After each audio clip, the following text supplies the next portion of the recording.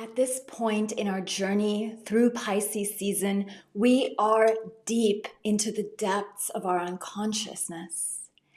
And it is sort of celebrated by the new moon in Pisces. So the new moon is the dark moon, which means that we will not see the moon in the sky. And traditionally, the new moon is considered a time where it's very, very supportive of us to set intentions because there is a new lunar cycle.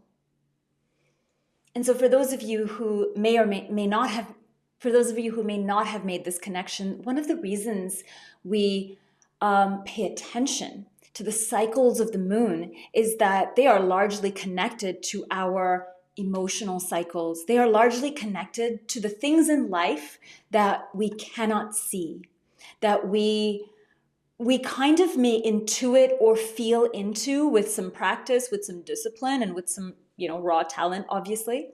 But our everyday, our day-to-day life is a lot more material. It's a lot more tangible. So the medicine and the work of following the moon or being illumined by the journey of the moon through the zodiac helps us to balance that tangible planning, material aspect of our life, which for a lot of us is like 99% of our life, with all of this other stuff, which is our intuition, our in-tunedness, our receptive nature. And so with the new moon in Pisces, one of the beautiful energies here, I started talking about this in the last video. I mentioned that, part of the moon in Aquarius in this short season for about 2.5 days, there is this massive festival in India called the Mahashivratri. And Mahashivratri is a celebration. It's actually a nighttime of all the festivals, of all the thousands of festivals celebrated in India. This is one of the ones celebrated in the evening. It's not really celebrated during the day. I think traditionally people stayed up all night. And it celebrates the union of the divine masculine and the divine feminine, which is another way of saying that it celebrates the union of consciousness, pure light consciousness, with matter, with earth. And so when that union happens, creation is birthed, new things occur. And so this year, that union happens, I think, on February 26th, and February 27th is the new moon in Pisces, which we're celebrating today. So it's almost like, from the perspective of the earth, for all of the earth, consciousness is married to Earth's reality as it is now without changing it in such a spectacular way that an entire new energetic is now birthed, which is what we are in today with the new moon in Pisces.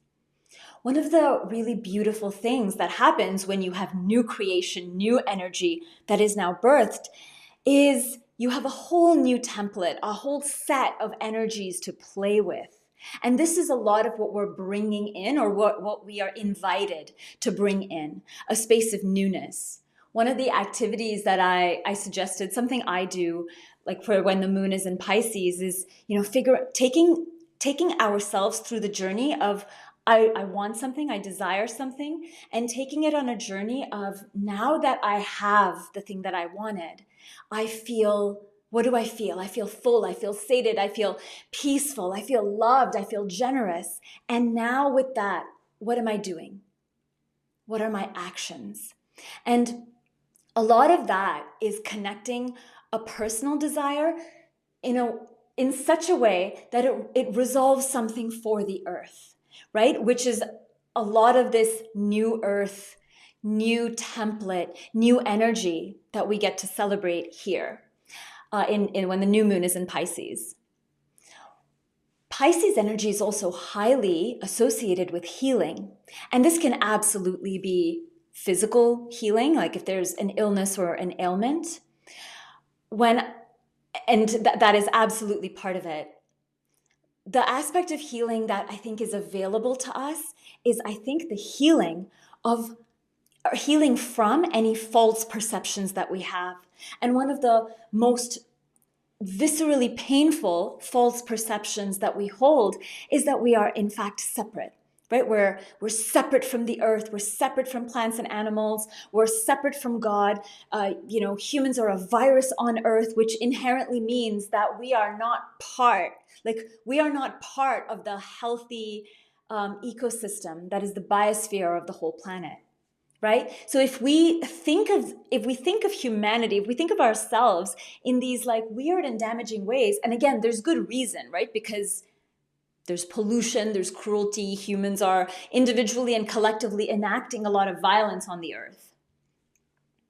And this is one. I've had the opportunity to sit in indigenous medicine circles, medicine within the medicine wheel, and one of the beautiful things that is part of the First Nations indigenous culture here, that is actually it's embedded into the medicine wheel. And the medicine, by nature, it's a medicine wheel. So like you come when you have some sort of ailment or sickness or illness, right? Whether the illness is physical, of the mind, of the body, or of the spirit. It's sort of treated in the same way. And in their lineage, a lot of our illness and a lot of our suffering comes from the fact that we believe that we are separate. It could be that I feel lost, I don't belong, I have no purpose, and I suffer from a lot of mental problems, anxieties and depressions. And that is because I'm a human trying to do some things, but I don't understand, I don't know what matters, maybe I don't matter, and we have all these bizarre thoughts. And from their perspective, from their lineage, what has been shared with me is that is because inherently, when we wake up in the morning, we don't feel one with the sun.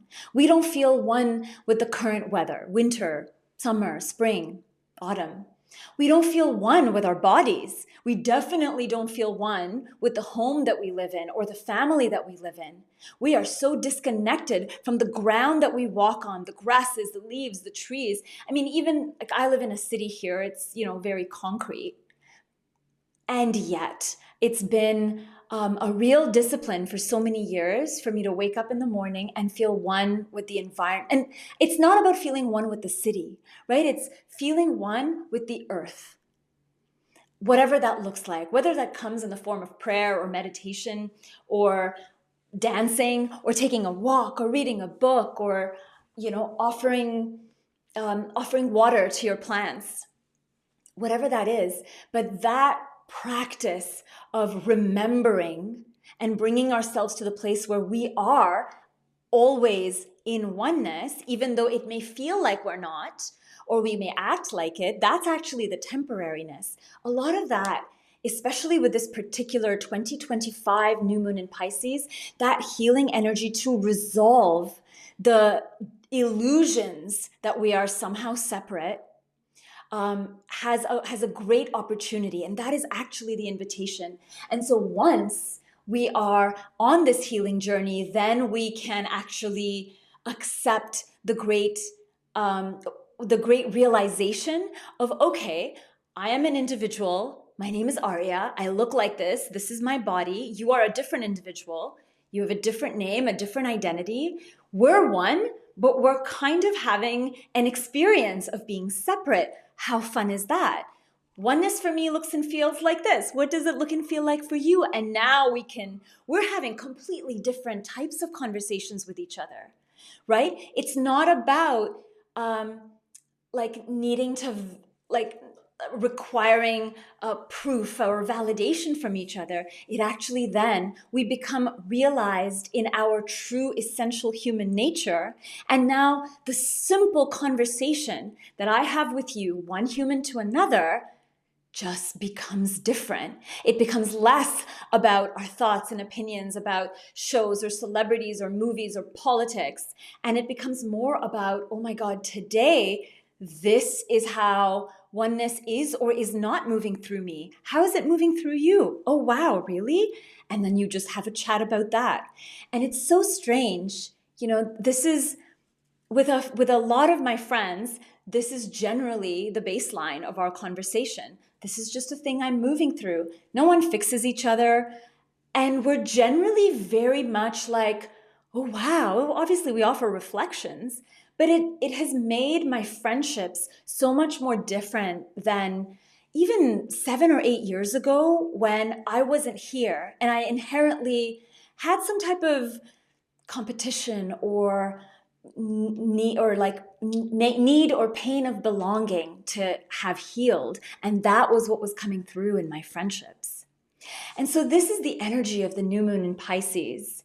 And I'll offer this as well as an invitation. This is something I really, if I can, if I can, during the Pisces season, especially when the moon is in Pisces, which it is now, if you can take a walk by a river, a lake, a pond, if you can draw yourself a bath, if you can allow yourself an extra 10 or 15 minutes in the shower and consciously connect to the water element, the waters in us, the waters of the world, the waters that are currently either flowing down on you or that you are, stepping in or standing in or, sitting by, or even the water that you are drinking for a few moments.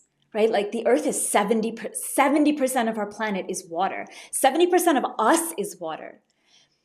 And water is also a conduit. So when we think of intention, energy, love, frequency, intention, energy that is felt in all the corners of the world and how it's amplified, water as an element is that conduit of doing so.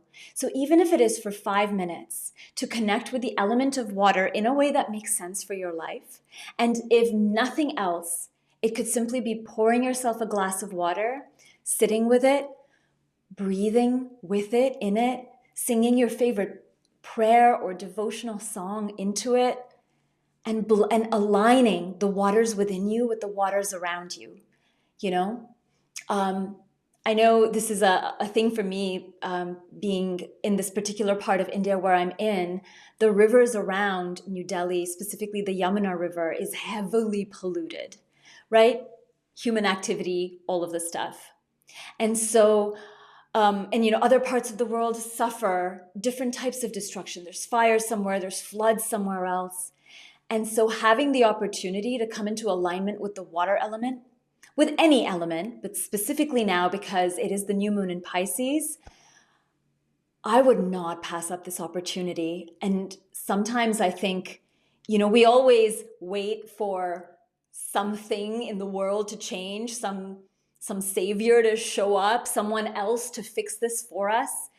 And one of the beautiful things that is coming through for me quite repeatedly in this Pisces season of 2025 is, if you're hearing this message, you are your savior. Like, you are the savior here to save yourself, not other people. You are the one you've been waiting for. I am the one I've been waiting for.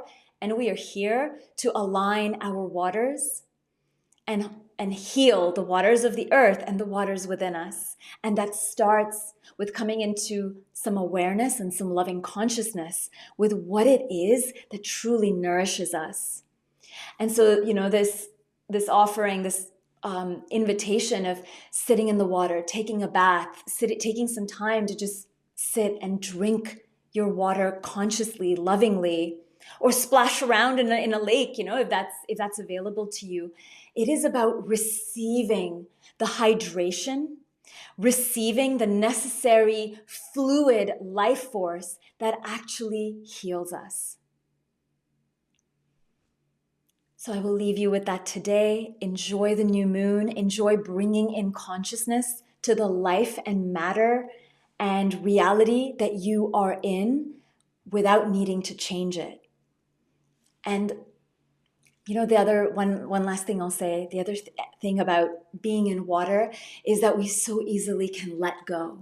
And again, that's also a massive part of Pisces season. For all our plans and intentions and ideas and desires, when we let them go, they actually flow out into the earth, into the world, into the consciousness, into the cosmos.